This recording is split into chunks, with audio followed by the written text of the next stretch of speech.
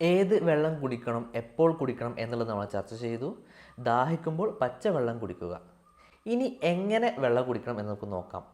ഒന്നാമതായി ഇരുന്നു കൊണ്ട് വെള്ളം കുടിക്കുക. നിന്നുകൊണ്ടോ നടന്നുകൊണ്ടോ വെള്ളം കുടിക്കാതിരിക്കുക. നിന്നുകൊണ്ടോ നടന്നുകൊണ്ടോ നമ്മൾ വെള്ളം കുടിക്കുകയാണെങ്കിൽ നമുക്ക് പല രീതിയിലുള്ള ആരോഗ്യ പ്രശ്നങ്ങളുണ്ടാവും. വെള്ളം അതിൻ്റെ ഫോഴ്സ് ശരീരം ഉദ്ദേശിച്ച രീതിയിലല്ലാതിരിക്കുമ്പോൾ ദഹന പ്രശ്നം, അതുപോലെ നെഞ്ചെരിച്ചിൽ, അങ്ങനെ പല രീതിയിലുള്ള അസുഖങ്ങളുണ്ടാവും. അസുഖങ്ങളെക്കുറിച്ച് നമുക്ക് പിന്നീട് ചർച്ച ചെയ്യാം. വെള്ളം ഇരുന്നു കൊണ്ട് വലതുകൈ കൊണ്ട് കുടിക്കുമ്പോൾ ശരീരം ഉദ്ദേശിച്ച രീതിയിൽ വെള്ളം ഉപയോഗപ്പെടുത്താൻ കഴിയും. അതുപോലെ തന്നെ രണ്ടാമത്തെ കാര്യമാണ് ആസ്വദിച്ചുകൊണ്ട് വെള്ളം കുടിക്കുക. എപ്പോഴും വെള്ളം കുടിക്കുമ്പോൾ അതിനൊരു ആസ്വാദനം വേണം. ഡോക്ടർ മൊസാറോ ഇമോട്ടോയുടെ വാട്ടർ കോൺഷ്യസ്നെസ്സിൽ പറയുന്നുണ്ട്, വെള്ളത്തിനൊരു ബോധമുണ്ട്, ജലബോധം. ആ ബോധം അനുസരിച്ച് വേണം നമ്മൾ വെള്ളം കുടിക്കാൻ. വെള്ളത്തിന് എന്ത് ഇൻപുട്ടാണ് നമ്മൾ കൊടുക്കുന്നത് അത് ഔട്ട്പുട്ടായിട്ട് വരും. വെള്ളം എപ്പോൾ കുടിക്കുകയാണെങ്കിലും നമ്മൾ നല്ല മനസ്സോടുകൂടി, നല്ല ചിന്തയോടുകൂടി, ഒരു സ്നേഹത്തോടു കൂടി, വെള്ളത്തിനോടൊരു ലാളനയോട് സ്നേഹം വേണം. അതോടുകൂടി വെള്ളം കുടിക്കുമ്പോൾ അത് നമ്മുടെ ശരീരത്തിലും റിഫ്ലക്റ്റ് ചെയ്ത് തുടങ്ങും. നമ്മൾ എന്താണോ കൊടുക്കുന്നത് അതാണ് കിട്ടുക. അത് വെള്ളത്തിൻ്റെ കാര്യമായാലും ഭക്ഷണത്തിൻ്റെ കാര്യമായാലും ഒക്കെ, നമ്മുടെ ഫാമിലി ആയാലും മക്കളായാലും ഏത് കാര്യത്തിലും നമ്മൾ കൊടുക്കുന്നതാണ് നമുക്ക് കിട്ടുക.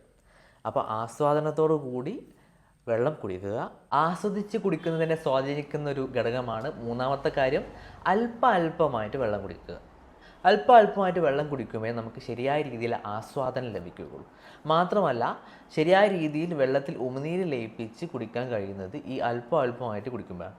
നമുക്കറിയാം, നമ്മൾ ഹെവി ആയിട്ട് ഫുഡ് കഴിച്ച് കുറച്ച് കഴിയുമ്പോൾ നമുക്ക് വളരെയധികം ദാഹം, ഫ്രീക്വൻ്റ് വീണ്ടും വെള്ളം കുടിക്കുന്ന ഒരു പ്രവണത നമുക്ക് പലർക്കും അനുഭവം ഉണ്ടാവും.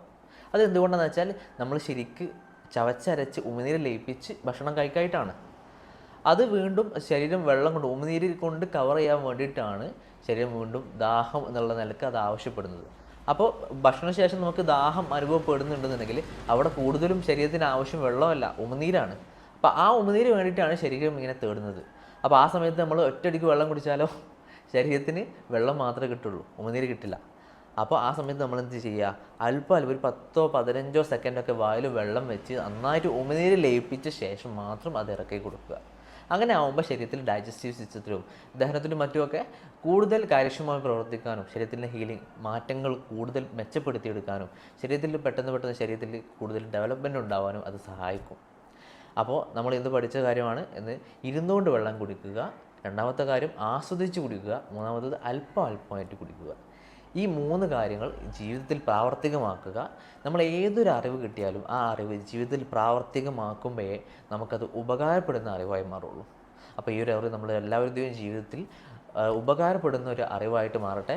മാത്രമല്ല നമ്മുമായി ബന്ധപ്പെട്ടവർക്ക് ഈ ഒരു അറിവ് എത്തിക്കുകയും ചെയ്യുക. ഇതിനെക്കുറിച്ച് കൂടുതൽ അറിവോ അല്ലെങ്കിൽ എന്തെങ്കിലും സംശയങ്ങളോ അനുഭവങ്ങളോ ഉണ്ടെന്നുണ്ടെങ്കിൽ അത് കമൻറ്റ് ബോക്സിൽ അറിയിക്കുക. Okay, thank you all.